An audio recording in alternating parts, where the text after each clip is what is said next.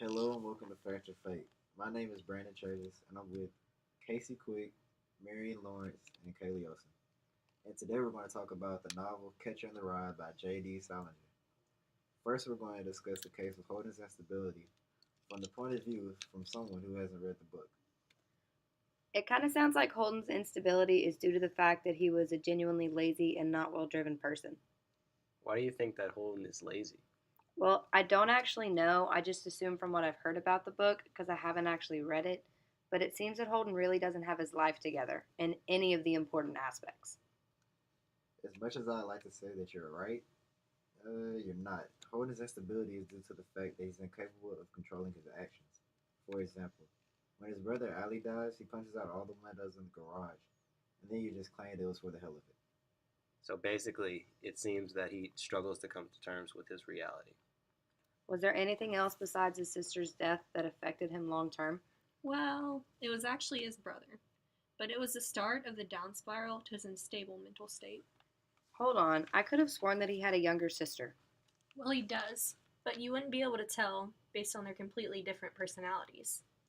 What do you mean?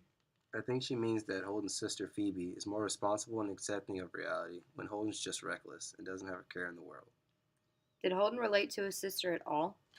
They both related in that they were both heartbroken from Allie's death, but while Phoebe handled his death with composure, Holden practically fell apart because of it. He didn't know how to handle the fact that Allie was no longer there with him. But wasn't Phoebe like 6 years younger than Holden? Yeah, Phoebe was only 10, but compared to Holden most times, she was the more mature one of the two.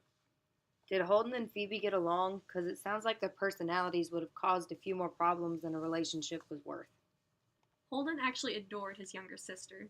He valued her childish innocence as a consistent source of happiness for him.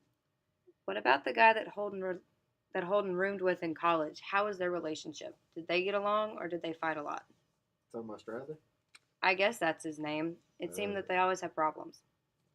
it seems that Stradler and Holden had a very strange relationship. Holden likes Stradler, but then he doesn't. I remember that, yeah, Holden disliked Stradler's conceited and cocky personality, but he didn't see him as that bad of a guy. I agree. I remember when Holden was talking to Ackley, and he made a remark about how Stradler is conceited, but in some things was very generous. Ackley's the really strange kid who lived next to Holden, right? Yeah, Ackley's Holden's next door neighbor, and he's a prime example of an unsocial, insecure college kid. He doesn't understand when people don't want to talk to him, or that he doesn't have to lie about the simple things he's done. Does Holden get along with Ackley or does he only see him as a nuisance? Well, Holden doesn't really like Ackley, but he just uses him for the company when he has no one to hang with. He usually uses him as a distraction and tries to avoid him. So it seems like Holden doesn't like to be alone. Actually, Holden almost prefers it in all cases, except with Ackley. Ever since Allie died, Holden has forbidden himself from having feelings towards anyone other than Phoebe. You're right. In the book, I always remember Holden sabotaging his plans when it involved other people. Yeah, like that time when he got a stripper so he could have human comfort, but he ended up sending her away for some reason. Or that time when he called Jane because he wanted to talk to her, but before she answered, he hung up the phone. Exactly. Almost every opportunity he had to get attached to anyone, he would shut it down as quickly as possible, in fear that he might get hurt like he did when Allie died. I kind of feel bad for the guy. He thought that the only way to not get hurt again was avoiding getting attached to anyone at all. It makes sense why he's so reckless and careless when it comes down to it, but it seems a little secluded and not a life that someone would want to live. Exactly. He avoids all connections with people besides two people, Jane and Phoebe.